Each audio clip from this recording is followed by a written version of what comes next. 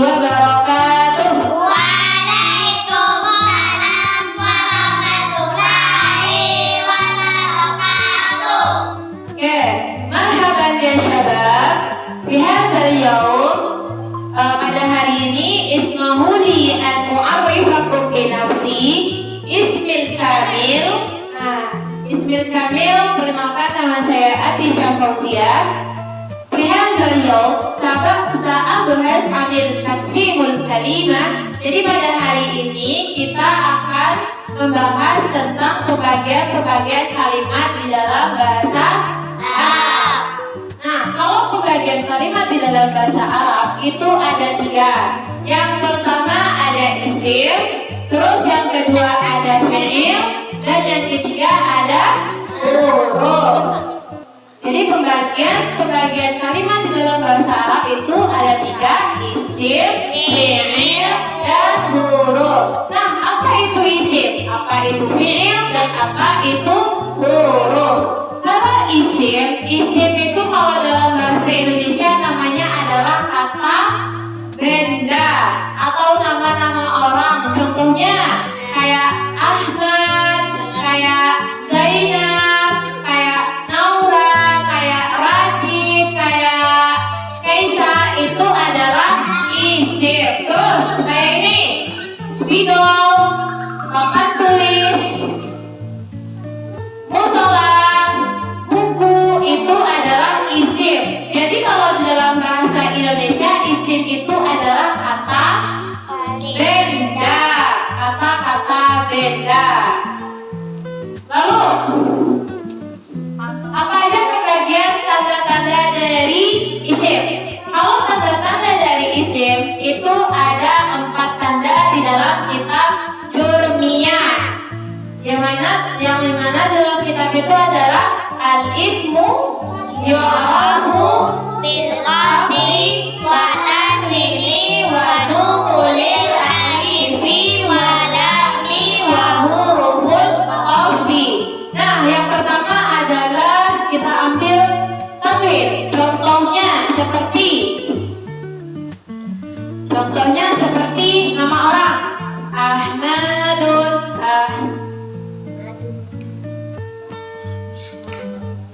yang tanwin. Pertama ada Ahmadun, terus Aliyun. Lalu kitabun, qalamun. Nah, itu termasuk dari isim. Tandanya apa? Tandanya adalah tanwin. Ahmadun, Aliyun, kitabun, wa qalamun. Terus yang kedua ada khofat. Apa saja huruf-huruf khofat? Huruf-huruf khofat itu huruf-huruf jar. Min dan ila, an dan alam, fi dan huwa, ba, al, lam. Jadi kalau misalnya ada yang masuk, ada sebelumnya huruf-huruf khofat, berarti itu juga termasuk dari isim. Contoh,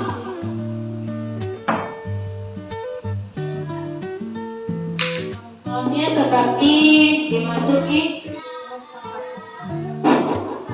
tes.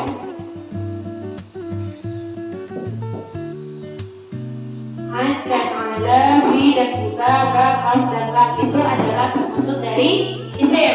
Terus yang ketiga ada masuk alif dan lam. Kalau masuk alif dan lam contohnya seperti apa? Contohnya kayak al-madrasatu.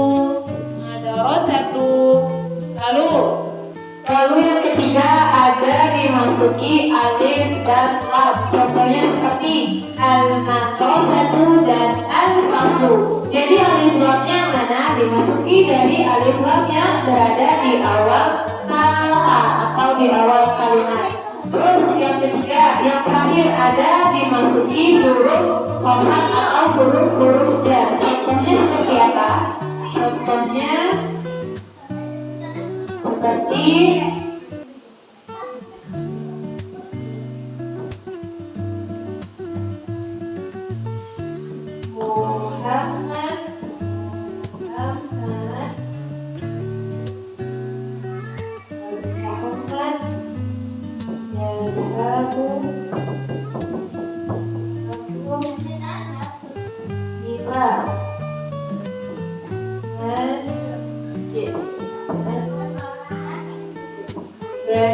dimasuki dari huruf khafat.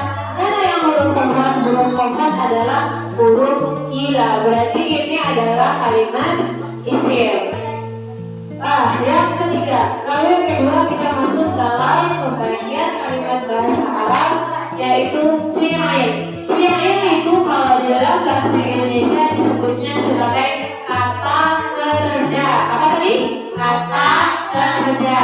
Jadi kata kerja itu tertulis seperti apa? Melempar, menulis, memukul, mendorong, tertawa, tidur, berbicara, itu termasuk dari kata-kata kerja. Kalau di dalam bahasa Arab itu contohnya seperti dhahaba, dakhala, terus jalasa, qara'a, dan lain-lain. Nah, kalau fi'il ini juga terbagi menjadi 3 dalam bahasa Arab. Yang pertama ada fi'il madhi, terus yang kedua ada fi'il mudhari', lalu yang ketiga ada fi'il amar, dan yang terakhir adalah huruf. Nah, huruf-huruf itu apa saja? Ada huruf ataf, ada huruf jar, ada huruf qasam, ada huruf jazam, dan ada huruf nasab. Nah, kita ulangi lagi. Jadi pembagian kalimat di dalam bahasa Arab itu ada 3. Yang pertama ada isim, fi'il, dan huruf. Kalau isim itu adalah sebuah kata benda, sedangkan fi'il adalah kata kerja, sedangkan huruf adalah huruf yang tidak ada tanda-tandanya. Contohnya, kalau misalnya qalamun itu apakah itu isim atau huruf? Qalamun, pena, isim atau huruf? Isim. Kalau misalnya menulis, isim atau huruf? Menulis, fi'il. Nah, oke, paham sampai sini?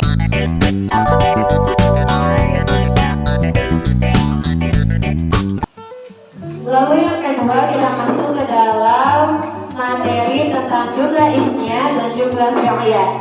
Yang pertama, isim tadi apa? Isim adalah kata benda, bisa benda, bisa nama orang, atau bisa mumir. Mumir apa saja ada 14. Wa humahum, Hiya mahuna, anta wa antum, antia tuma antuna. ananatu. Itu juga termasuk dari isim. Isim apa? Isim mumir. Nah, yang pertama itu ada jumlah ismiyah. Apa itu jumlah ismiyah? Jumlah ismiyah adalah kalimat di dalam bahasa Arab yang diawali dengan isim. Berarti kalau jumlah ismiyah adalah kalimat di dalam bahasa Arab yang diawali dengan isim. Yang mana jumlah ismiyah ini terdiri dari mubtada dan khabar. Lalu apa itu mubtada dan khabar? Kalau mubtada itu berada di awal kalimat. Kalau di dalam bahasa Indonesia itu juga disebut dengan subjeknya. Sedangkan khabarnya adalah melengkapi makna dari mubtada, atau juga disebut dengan predikat. Ada subjek pasti ada Predikat. Begitu juga dengan mubtada. Ada mubtada pasti ada si khabar. Jadi mereka ini tidak bisa terpisah-pisah. Contohnya apa? Yang jumlah ismiyah. Contohnya al-thalibu yarji'u. Murid pergi. Berarti kata isimnya di sini adalah al-thalibu, dimasuki dengan alif dan lam. Atau contohnya seperti al-madrasatu kabirun. Sekolahku, sekolah itu besar. Berarti al-madrasatu itu adalah mubtada, sedangkan kabirun itu adalah khabar. Tapi kalau misalnya cuma ada khabar, berarti al-madrasatu, berarti al-madrasatu itu artinya sekolah. Berarti sekolah itu apa? Kenapa sekolah itu? Maka dilengkapilah dengan khabar yang maknanya adalah kabirun. Baru jelas sekolah itu besar. Berarti dia menjelaskan bahwasanya sekolah itu besar. Jadi diulangi, jumlah ismiyah itu adalah kalimat yang diawali dengan isim yang mana terdiri dari mubtada dan khabar. Lalu kita masuk yang kedua tentang al-jumlatul fi'liyah. Dari nama saja kita sudah tahu fi'liyah berarti kalimatnya diawali dengan fi'il. Contoh kalimat yang diawali dengan fi'il. Kalau yang fi'liyah tadi itu mubtada dan khabar. Kalau di dalam bahasa Arab itu fi'il dan fa'il. Ada si yang melakukan pekerjaan dan ada pelaku dengan kata kerja atau dengan fi'il. Jikalau di dalam jumlah isnya itu terdiri dari mubtada dan khabar, sedangkan di dalam jumlah fi'liyah itu terdiri dari fi'il dan fa'il. Ada yang perbuatan dan ada yang melakukan sebuah perbuatan. Contohnya seperti yarji'u talib. Berarti yarji'u ini adalah fi'il. Fi'ilnya adalah fi'il mudhari'. Yarji'unya adalah fi'il. Yajlisu juga adalah fi'il. Berarti jumlah isinya kalimat yang diawali dengan isim yang terdiri dari mubtada dan khabar. Contohnya seperti al-madrasatu kabirun atau at-talibu yarji'u ilal bait. Sedangkan jumlah fi'liyah adalah kalimat dalam bahasa Arab yang diawali dengan fi'il atau kata kerja.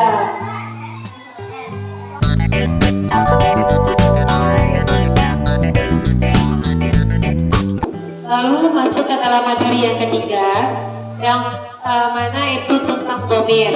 Jadi dhamir itu adalah dhamir huwa ma'rifatu yadullu ala mutakallim aw mukhatab aw ghaib. Jadi masuk ke dalam materi yang ketiga, yang mana tentang anil dhamir, tentang dhamir. Jadi apa itu dhamir?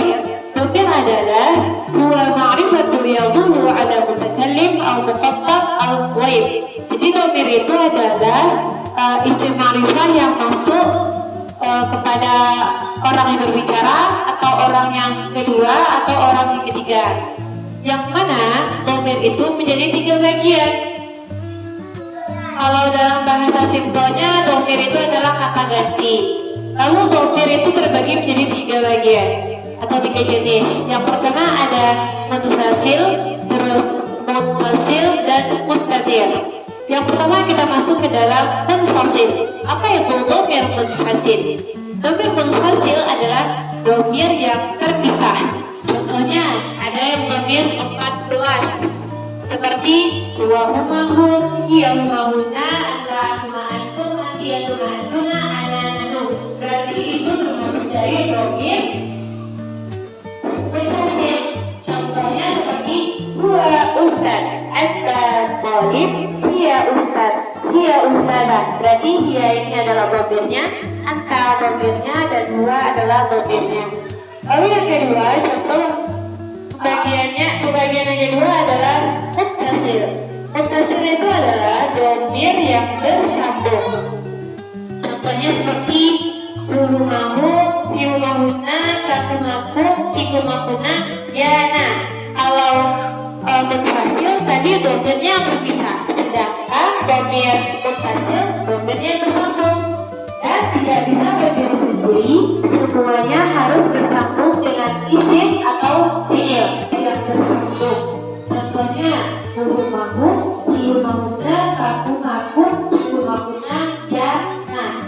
Contohnya seperti hadza kitabahu, hadza qalami, hadza kitabahu maksudnya adalah ini bukunya, atau hadza kitabuka, ini buku kamu, atau hadza kitabi, ini buku saya. Lalu hadza qalami, ini pena saya, hadza qalamuhu, ini penanya, hadza qalamuka, ini pena kamu. Lalu yang terakhir ada dhamir mustatir. Jika dhamir mustatir adalah dhamir yang tidak tertulis dalam satu kata namun tersembunyi kata tersebut. Contohnya seperti apa? Akudu, yang mana di dalam akudu ini adalah fi'il mudhari', yang mana di dalam fi'il mudhari' ada sebuah